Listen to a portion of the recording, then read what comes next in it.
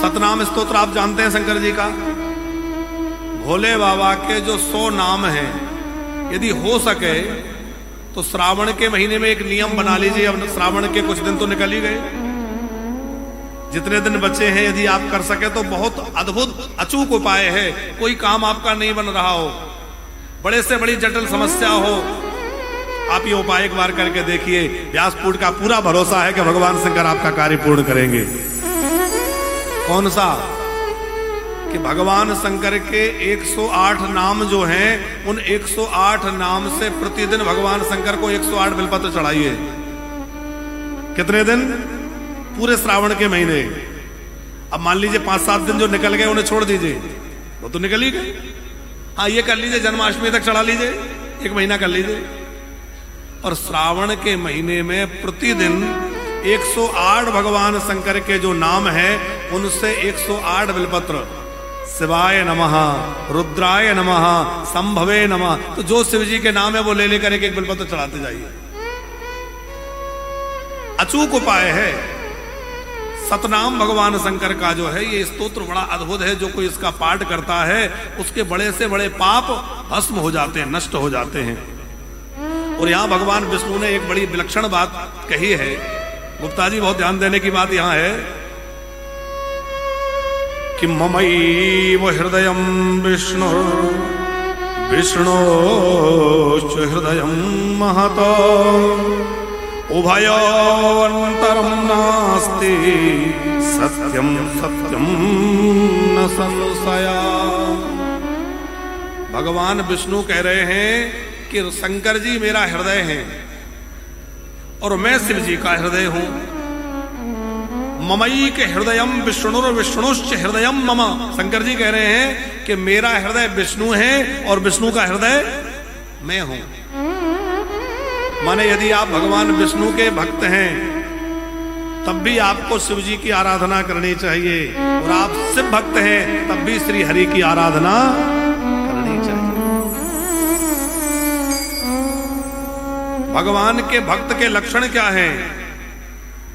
भगवान के भक्त का लक्षण है बिनु छल विश्व नाथ पद नेहु, राम भगत कर लक्षण एहु, राम भगत कर लक्षण एहु, राम भगति कर लक्षण एहु, मन क्रम बच बिनु चल विश्वनाथ परने हो, बिनु चल विश्वनाथ परने। बिना छल किए भगवान शंकर के चरणों में प्रेम हो जाए, ये राम जी के भक्त का लक्षण है। और शिव भक्त का लक्षण है श्री हरि नारायण में, राम कृष्ण में उसका अनुराग रहे। ममैव हृदयम विष्णुर विष्णुश्च हृदयम मतम महत्। अच्छा, एक बात आप देखिए, बहुत ध्यान से समझने की बात है कि भगवान विष्णु में कौन सा गुण प्रधान रूप से है? सत्व गुण। और शंकर जी में तमोगुण। तमोगुण का रंग कैसा है? काला। आपने देखा होगा यज्ञ वेदी जब बनाई जाती है तो 3 परधी होती हैं, श्वेत, रक्त और कृष्ण। सफेद, लाल और काली 3 होती है। किसका रूप होता है? ब्रह्मा विष्णु महेश। तो सत्वगुण प्रधान भगवान विष्णु हैं, इसलिए उनकी परदी श्वेत होती है। रजोगुण प्रधान ब्रह्मा जी हैं, इसलिए उनकी परदी रक्त वर्ण की होती है। और तमोगुण प्रधान भगवान शंकर हैं, इसलिए उनकी परदी काली होती है। माने तमोगुण का रंग काला है, रजोगुण का रंग लाल है और सत्वगुण का रंग सफेद है। तो भगवान विष्णु सत्वगुण प्रधान है, पर क्या उनका वर्ण सफेद है? भगवान विष्णु का रंग कैसा है? काला है कि नहीं? नील सरोरहो नीलमणि।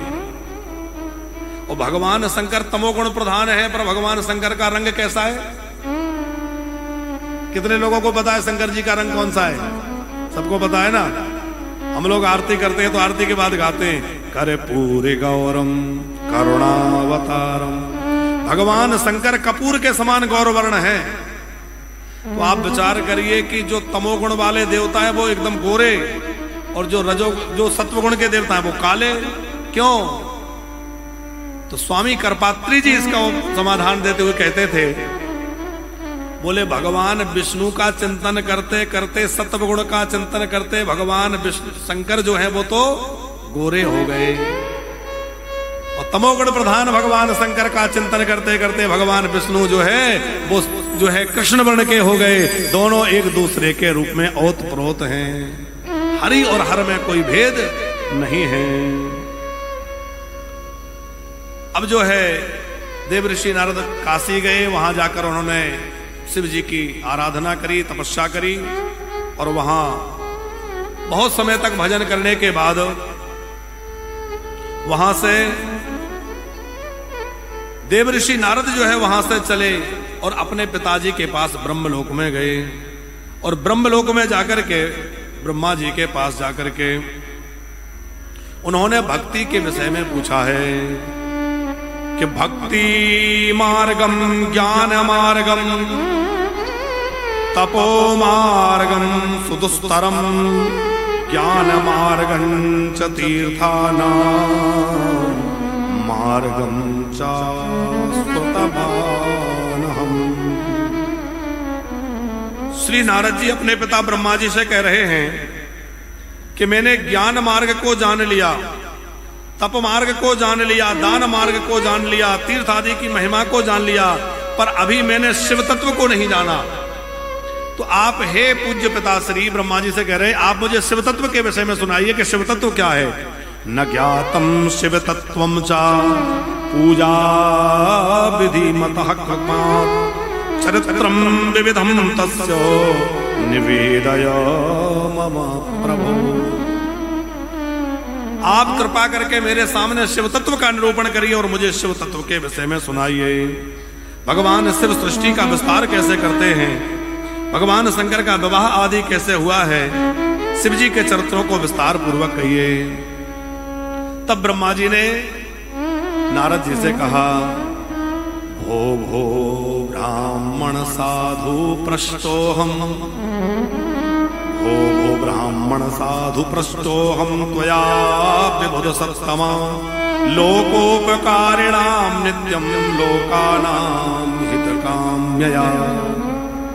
ब्रह्मा जी ने कहा, हे पुत्र नारद, तुम बड़े ज्ञानी हो, देखो तुमने शिव तत्व की जिज्ञासा करी है, यह तुम्हारे कल्याण का परम साधन है, क्योंकि शिव तत्व का चिंतन, शिव तत्व का मनन श्रवण सब कल्याणकारी है।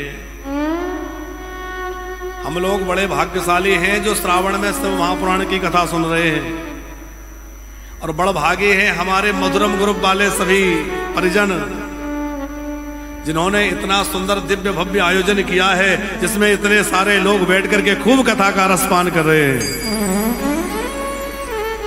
और न केवल इतने जो दिखाई दे रहे हैं, बल्कि आस्था चैनल के माध्यम से, अन्य माध्यमों से हजारों हजार ने लाखों लाख लोग कथा के माध्यम से लाभ ले रहे हैं। चैनल के माध्यम से भारत ही नहीं विश्व के कई देशों में कथा को देखा जा रहा है। तो भैया शिव जी के चरित्र जो कहलवाए उसका जो प्रबंध करे। ब्रह्मा जी कह रहे हैं, लोकोपकारिणाम नित्यम लोकानां हितकाम्यया। ये तो लोकोपकार की परम कल्याण की बात है कि जो शिव चरित्रों के गायन का कार्य करे। ब्रह्मा जी बड़ी सुंदर शिव चर्चा करते हुए कह रहे हैं कि जब महाप्रलय का काल आया और सब कुछ शून्य हो गया, सब समाप्त हो गया, ना पृथ्वी रही, ना जल रहा, ना अग्नि रही, ना आकाश रहा, कुछ नहीं था, तो एक परम ब्रह्म तत्व ही थे, और उस एक परम ब्रह्म तत्व को एक से अनेक होने की इच्छा हुई। पूज्य गुरुदेव का आगमन हो रहा है, एक बार जोरदार तालियों से स्वागत करेंगे। जय हो। बहुत सुंदर।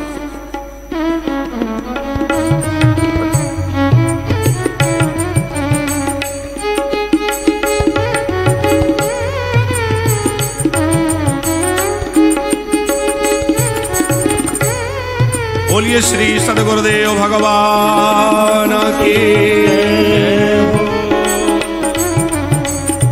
शिव तत्व की चर्चा चल रही है और गुरु तत्व और शिव तत्व अलग नहीं है।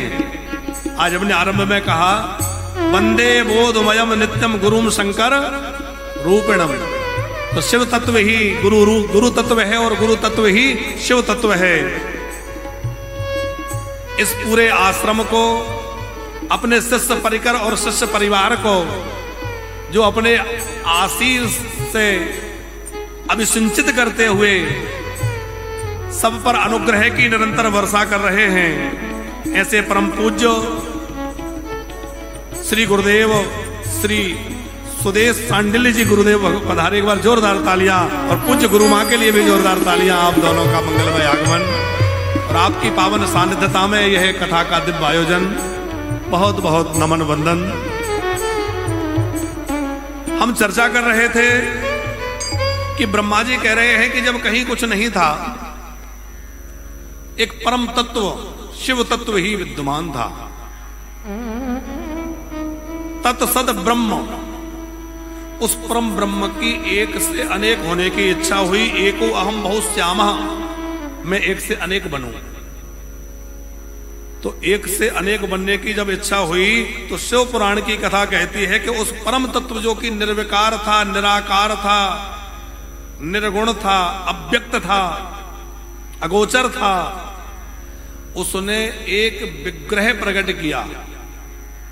क्योंकि जो अव्यक्त है उसको व्यक्त होना पड़ेगा तभी कुछ आगे बढ़ेगा। जो निर्गुण है उसको गुण धारण करने पड़ेंगे तभी सृष्टि आगे बढ़ेगी। जो निराकार है उसको साकार रूप लेना पड़ेगा तभी सृष्टि क्रम आगे बढ़ेगा। तो एक मूर्ति प्रकट हुई, एक विग्रह प्रकट हुआ। अमूर्ते यत् पराख्यायं वै तस्य मूर्ति सदा शिव अर्वाचीना पराचीना ईश्वरं तं जगुर्बुधा। एक सनातन मूर्ति प्रकट हुई, ना जो नूतन थी ना पुरातन थी, वो सनातन थी। हमारा जो धर्म है सनातन धर्म, सनातन धर्म ना नूतन है ना पुरातन है, ये तो सनातन है। इसका मतलब सदा से है, इसका ना कोई आदि है, ना मध्य है, ना अंत है। आज लोग भले ही चाहे जितनी कोरी कल्पना कर लें, सनातन को समाप्त करने के स्वप्न लोग देख लें, पर जब तक ऐसे समर्थ सदगुरु समाज में विद्यमान है और ऐसे संवाहक समाज में संस्कृति के हैं, तब तक हमारी संस्कृति को कोई नहीं मिटा सकता, हमारे सनातन को कोई नहीं मिटा सकता। हमारा सनातन सदा से है और सदा रहेगा। पर एक बड़ी विनम्रता से आपसे निवेदन है, ये महत्वपूर्ण नहीं है कि हमारे पूर्वज हमें क्या देकर गए, ये बहुत महत्वपूर्ण है कि हम अपने बच्चों को क्या देके जाएंगे। हमारे पूर्वजों ने गर्दन कटाना स्वीकार किया पर चोटी कटाना स्वीकार नहीं किया। तो आज हम इतने स्वार्थी हो गए हैं कि अपने धर्म की रक्षा के लिए बिल्कुल आगे नहीं आना चाहते। भैया हमारा बिजनेस चलता रहे, हमारी नौकरी चलती रहे, हमें क्या करना है। यदि यही सोच हमारी बनी रही तो बहुत बड़ा संकट इस समय सनातन पर है। हम सबको सजग होने की तो आवश्यकता है, सावधान होने की आवश्यकता है। क्योंकि आज हम लोग कथाएं कह रहे हैं, सुन रहे हैं, लेकिन यदि सनातन की जो दशा लोगों के द्वारा करी जा रही है ऐसी ही होती रही तो फिर भैया बांग्लादेश बनने में देर नहीं लगेगी। इसलिए हमें अपने सनातन की रक्षा के लिए भी आवाज उठानी है। हमें इस दिशा में भी विचार करना है कि हमारा सनातन कैसे सुरक्षित रहे, और धर्म सुरक्षित रहेगा तभी राष्ट्र सुरक्षित रहेगा।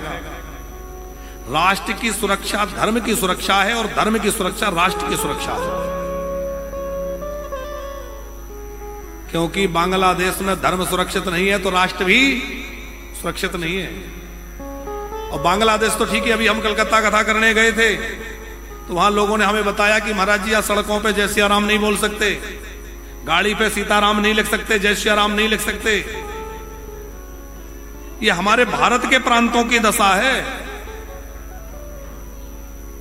हमने बांग्लादेश को देखा, हमने कश्मीर को देखा, हम पश्चिम बंगाल को देख रहे हैं, हम केरला को देख रहे हैं, और यदि हम इसी प्रकार मूक बने रहे तो भैया भारत में जगह जगह ऐसी घटनाएं होने लगेंगी। इसलिए आज हमें आवाज उठाने की आवश्यकता है और सब लोगों को एक होने की आवश्यकता है। अब आप कहेंगे हम क्या करें? हम ये करें कि हम जो समाजों में बटे हैं, जातियों में बटे हैं, अलग अलग क्षेत्रवाद, भाषावाद और सब चीजों में जो बटे हुए हैं, उससे हम बटना बंद कर दें।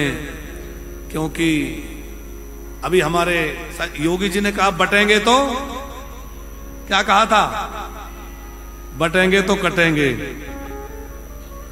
इसलिए भैया ना समाजों में बटना है, ना जातियों में बटना है। हम सब सनातनी एक हैं और एक होकर के हमें अपने सनातन को शक्ति देना है, अपने राष्ट्र की रक्षा करना है, अपने सनातन की रक्षा करना है। तो हम आपसे निवेदन कर रहे थे कि अर्वाचीनाम पराचीनाम ईश्वरम च जगुरुवधा, भगवान की एक विग्रह प्रकट हुआ और उस विग्रह के द्वारा एक शक्ति प्रकट हुई। वो शक्ति कैसी थी? सा शक्तिर अंबिका प्रोक्ता प्रकृति ही सकलेश्वरी, वह ही प्रकृति कहलाई, वह ही समस्त जीवों में जीवात्मा बनकर के रहने वाली शक्ति है। वह त्रिदेवों की जननी है, त्रिदेव जननी नित्या मूल कारण नित्यतम, वह मूल कारण है सृष्टि का, जिसको प्रकृति कहा गया है। तीनों देवों को जो प्रकट करने वाली है वह शक्ति प्रकट हुई। जो भगवान शिव प्रकट हुए हैं साकार रूप में, उन्होंने देखा कि यह अष्टभुजी देवी प्रकट हुई। उन दोनों ने अपने निवास के लिए एक दिव्य क्षेत्र को प्रकट किया। वह दिव्य क्षेत्र ही जो है काशी कहलाया। गुप्ता जी, वही दिव्य क्षेत्र जो शिव जी ने अपने आवास के लिए, अपने रहने के लिए जो बनाया, वो काशी कहलाया। वहां प्रलय के काल में भी शिव और पार्वती का वियोग नहीं है, जिस कारण से वह अविमुक्त क्षेत्र कहलाया। काशी क्यों कहा गया? काश्यते प्रकाश्यते ज्ञानम इति काशी, जो सबको ज्ञान प्रदान करने वाली है वो काशी है। काशी की महिमा आप जानते हैं कि काशी में मरने वाला चाहे जैसा व्यक्ति हो, पापी हो, अधम हो, नास्तिक हो, पर काशी में प्राण निकल जाए तो निश्चित मुक्ति प्राप्त हो जाती है। ये काशी की भूमि का प्रभाव है।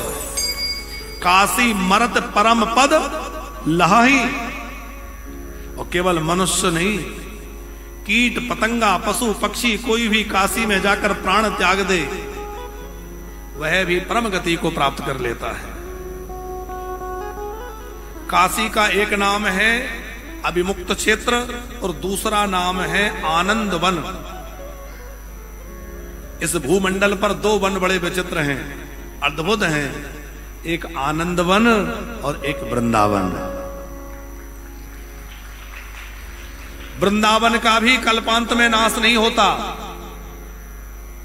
और काशी का भी कल्पांत में नाश नहीं होता। काशी जो है वो भगवान शंकर के त्रिशूल पर विराजमान है, 5 कोस विस्तीर्ण कही गई है। वहां शिव और पार्वती सदा विहार करते हैं, गंगा जी की सुंदर धारा बहती है।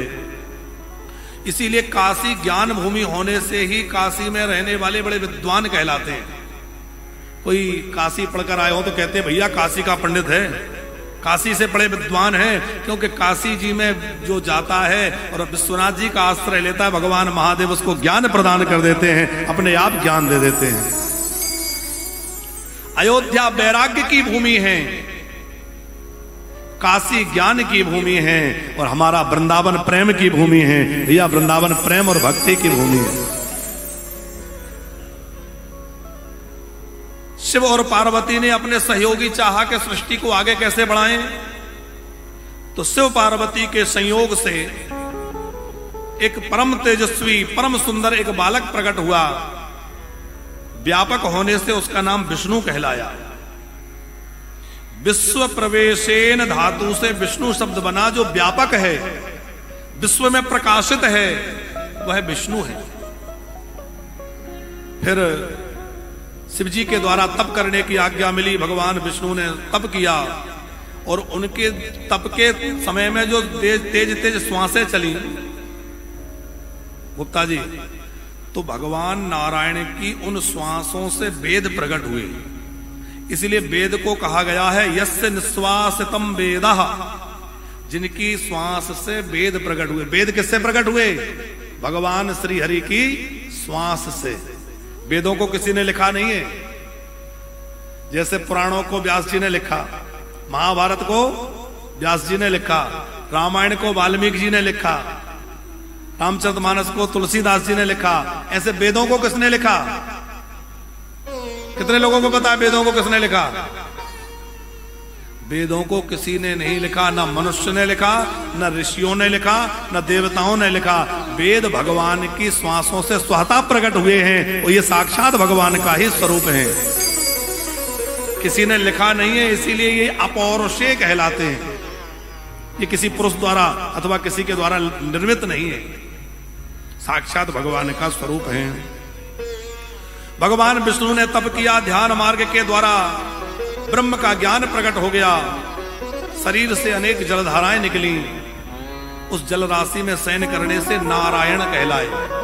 नारायण, जल में जिनका घर है, नारायण। अच्छा, हमारे ब्रज के लोग तो अलग ही अर्थ करते हैं गुप्ता जी। हमारे एक ब्रजवासी महाराज महात्मा कह रहे थे, बोले पता है नारायण नाम क्यों है? नहीं, तो बोले देखो पंडित जी, नारायण इसलिए कहते हैं, नार माने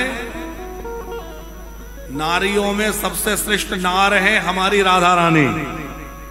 बोले राधा जी का घर जिनके हृदय में है, नार अयन, अयन माने घर, राधा जी का घर जिनके हृदय में है वो नारायण है। जिनके हृदय में सदा राधा जी विराजमान होती है वो नारायण है।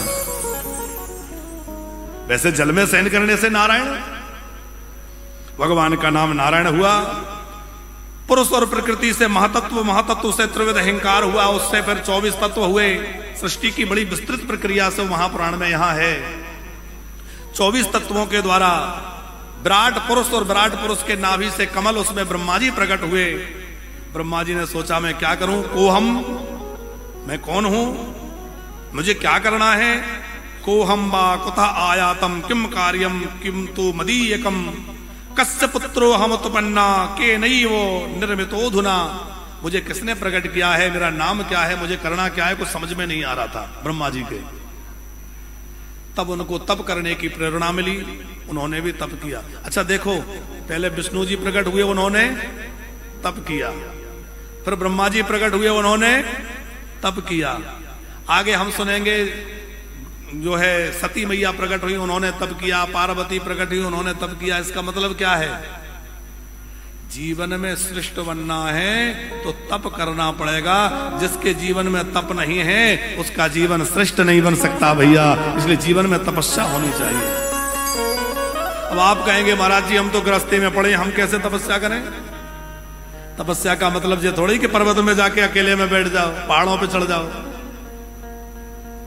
तो अपने धर्म की रक्षा के लिए जो कष्ट सहे जाते हैं उसी को तप कहते हैं। नहीं बात समझ में आई?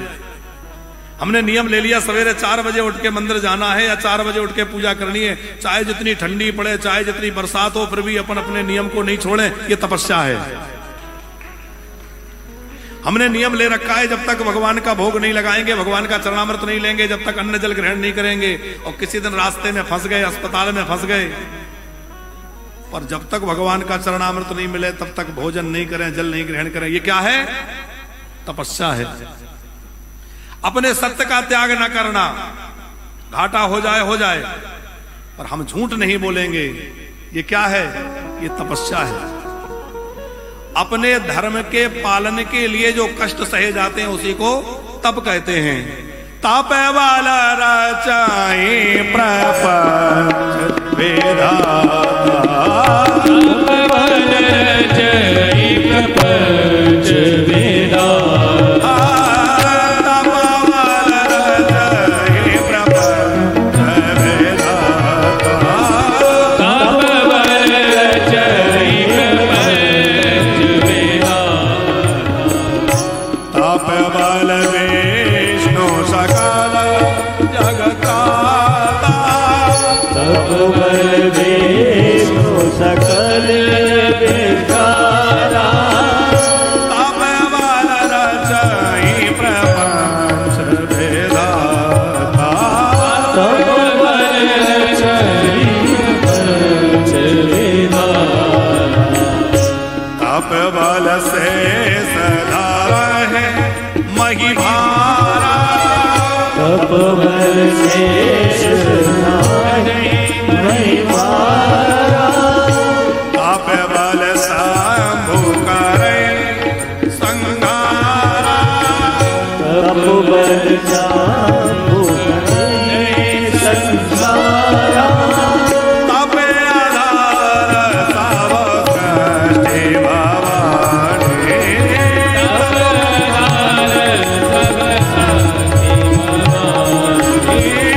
तप आधार सब सृष्टि भवानी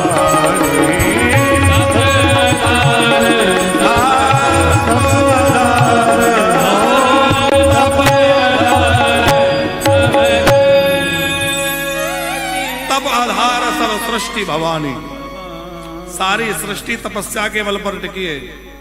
आज हम लोगों के जीवन में जो समस्याएं हैं उसका कारण है कि हमने अपने जीवन को तपाना छोड़ दिया।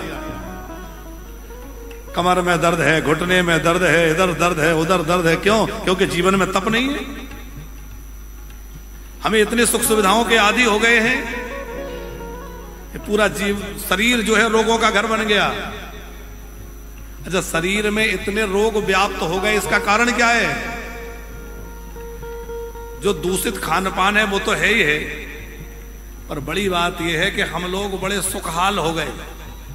हमें बड़े ज्यादा सुविधाएं चाहिए है?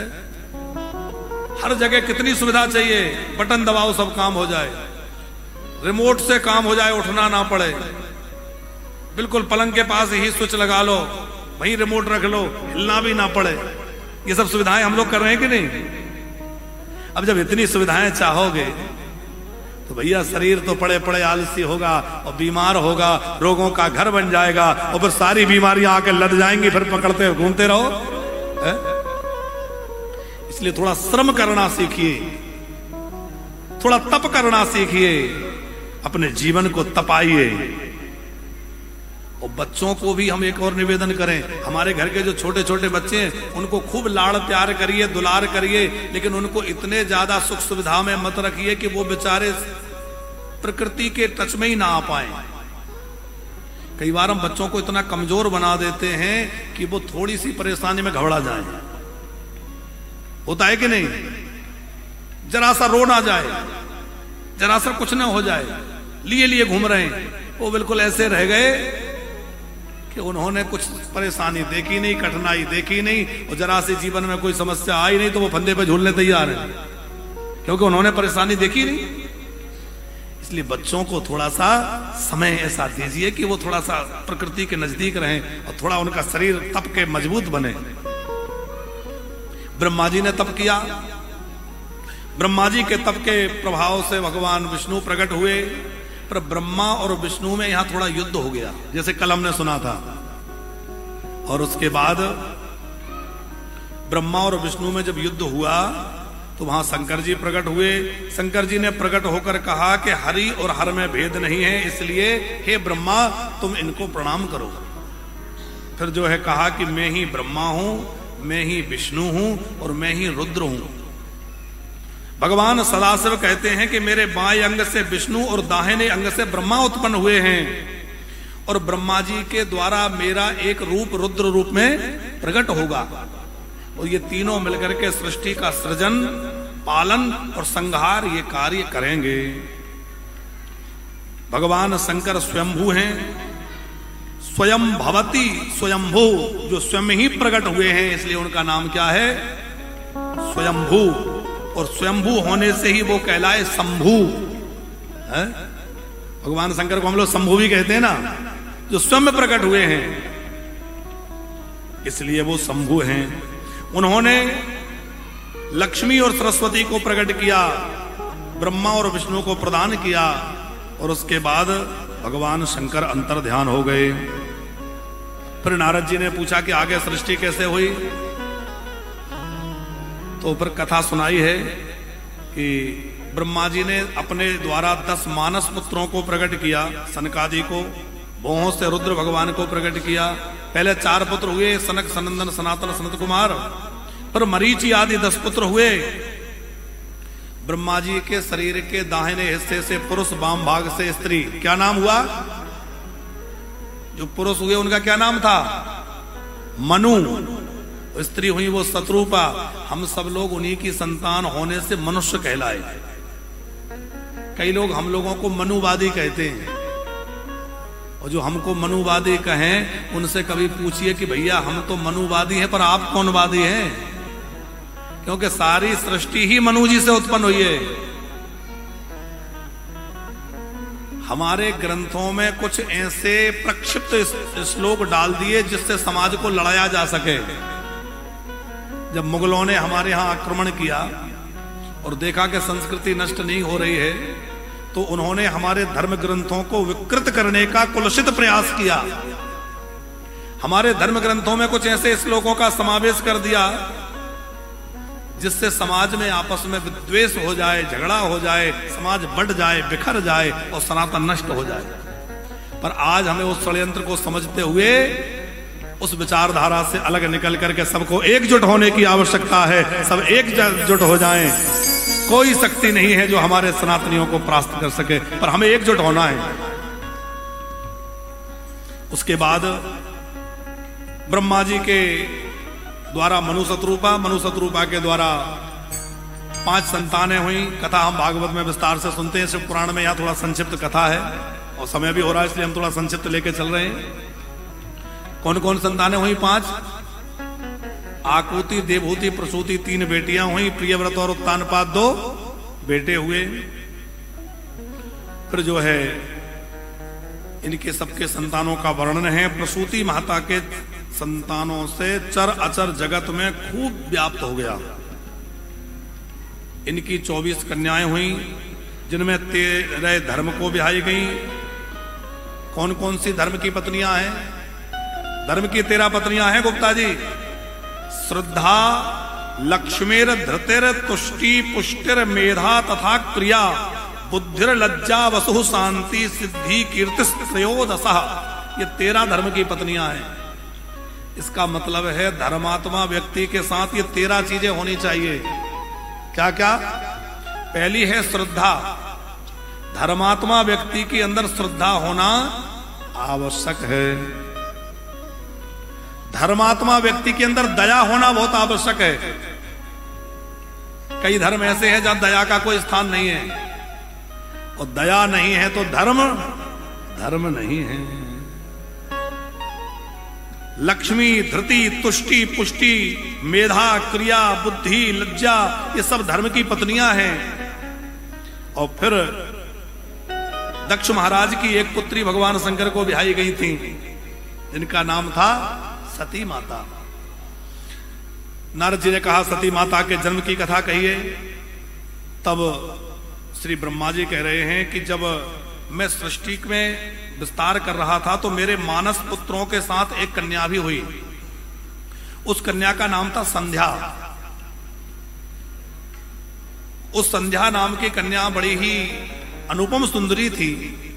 ब्रह्मा जी कहते हैं उसको देख करके हम लोगों के मन में विकार आ गया। अच्छा, विकार क्यों आया? यहां एक बहुत स्पष्ट बात हम कर दें कि बहुत लोग ये कहते हैं कि ब्रह्मा जी अपनी ही बेटी के प्रति मोहित हो गए। ऐसा विधर्मी लोग भी हमारे धर्म पर प्रहार करने के लिए ऐसी बातों को रखते हैं। आप उसका उत्तर दे सकें। पहली बात तो यह है कि सरस्वती जो हैं वो ब्रह्मा जी की बेटी जो सरस्वती हैं वो अलग हैं, और जो ब्रह्माणी सरस्वती हैं वो अलग हैं। एक ही नाम होने से भ्रम उत्पन्न हो जाता है। अभी हमने क्या सुना कि भगवान शंकर ने लक्ष्मी और सरस्वती को प्रकट किया और ब्रह्मा और विष्णु को प्रदान किया, तो वो सरस्वती अलग हुई। और ब्रह्मा जी ने बाद में जिन वाक देवी सरस्वती को प्रकट किया, वो सरस्वती जो संगीत की यदीश्वरी देवी है वो अलग सरस्वती है, जो ब्रह्मा जी की पुत्री है। और जो महासरस्वती के रूप में है, जैसे हम लोग आराधना करते हैं, हमारे पूज्य गुरुदेव आराधना कराते हैं, तो महाकाली, महालक्ष्मी, महासरस्वती, वो तीनों देवताओं की तीन महाशक्तियां अलग हैं, पर महासरस्वती को ही सरस्वती अथवा सरस्वती को ही महासरस्वती मान करके समाज में भ्रम उत्पन्न हो जाता है। यहां जो संध्या की चर्चा है, उस संध्या के लिए बात यह है कि उस समय कामदेव का उत्पन्न होना सुनिश्चित था, और कामदेव के प्राकट्य के लिए ब्रह्मा जी के मन में कुछ काम भाव प्रकट हुआ। तो काम भाव प्रकट होने से ब्रह्मा जी के मन से कामदेव प्रकट हो गए। कामदेव के प्राकट्य के लिए, चूंकि सृष्टि विस्तार कैसे होगा, तो रति और कामदेव के संयोग से होगा। मनुष्यों में काम नहीं होगा तो विस्तार नहीं होगा, इसलिए ब्रह्मा जी के द्वारा कामदेव उत्पन्न होना था, और कामदेव उत्पन्न होने के लिए मन में ऐसा भाव आया, उसको लोगों ने उससे जोड़ दिया। उस समय जब कामदेव प्रकट हुए, तो कामदेव के प्रकट होते ही सबका मन जो है व्याकुल हो गया, कामांध हो गया। भगवान शंकर ने आके सबको फटकार लगाई कि अरे तुम मरीचि आदि महर्षि हो और तुम्हारे मन में इतना विकार आ रहा है। धर्म ने भगवान शंकर की शरण ग्रहण की, और भगवान शंकर के द्वारा धर्म की रक्षा करी गई। कामदेव के प्रभाव में आए हुए महर्षियों को उससे मुक्त कराया गया। इसीलिए भगवान शंकर का एक नाम है वृषभध्वज। वृषभध्वज नाम सुना है सबने? क्यों है ये शंकर जी का नाम? हमारे यहां धर्म जो है वो वृषभ के रूप में रहता है। वृषभ माने बैल। भगवान शंकर जो है, जो ध्वजा धारण करते हैं, वो धर्म की ध्वजा है। इसलिए भगवान शंकर का नाम वृषभध्वज भी है, वृष केतु भी है। केतु माने भी ध्वजा होता है, और धर्मध्वज भी नाम है। भगवान शंकर धर्म की रक्षा करने वाले हैं। और भगवान शंकर किस पे सवारी करते हैं? बैल पर। और बैल क्या है? धर्म का स्वरूप है। वृषभ माने बैल, भगवान शंकर वृषभ पर वाहन माने वो धर्म पर आरूढ़ रहते हैं और धर्म को ही धारण करते हैं, और धर्म की रक्षा करने वाले भगवान शंकर हैं। तो शंकर जी को प्रसन्न करना है तो जीवन में अपने स्वधर्म का पालन करो। स्वधर्म क्या है? पिता बने हो तो पिता धर्म का पालन करो, पत्नी हो तो पत्नी धर्म का पालन करो, पुत्र हो तो पुत्र धर्म का पालन करो। भगवान ने बिजनेस दिया है तो व्यापार धर्म का पालन करो।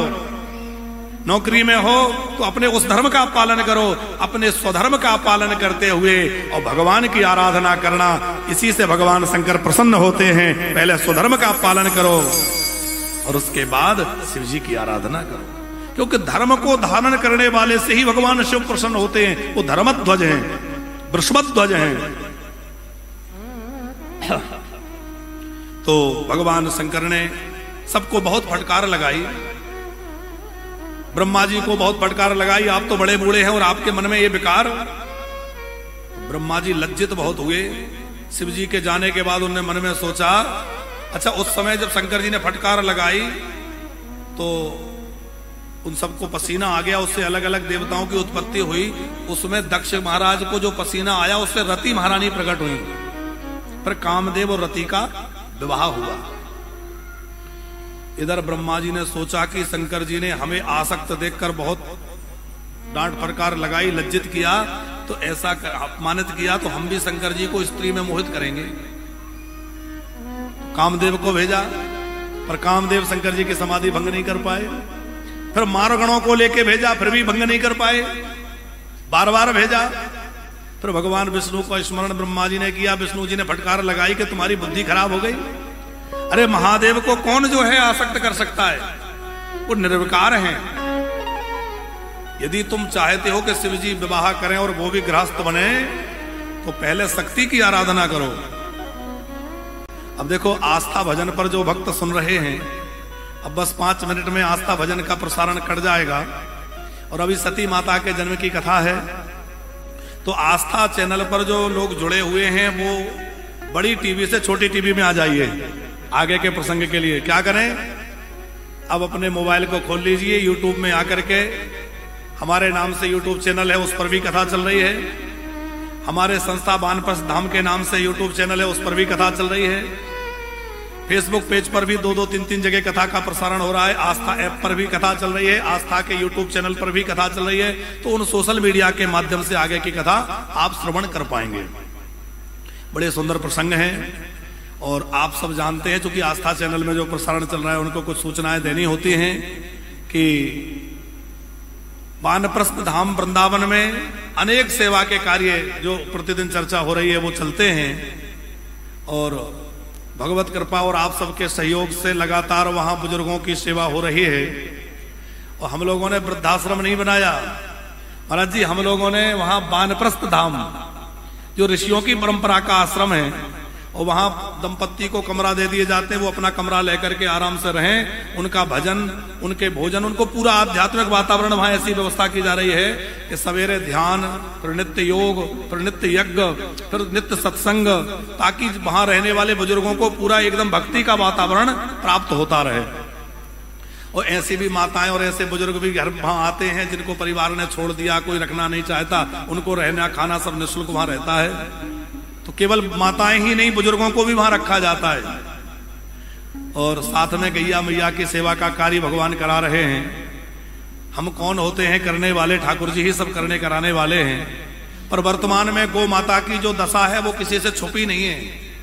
अभी हमने कल परसों कहा था कि हम अपनी गाड़ी से जब वृंदावन से आ रहे थे तो महाराज जी शिवपुरी से गांधीनगर के बीच में कम से कम 10 गाय हमें मरी हुई मिली सड़क किनारे,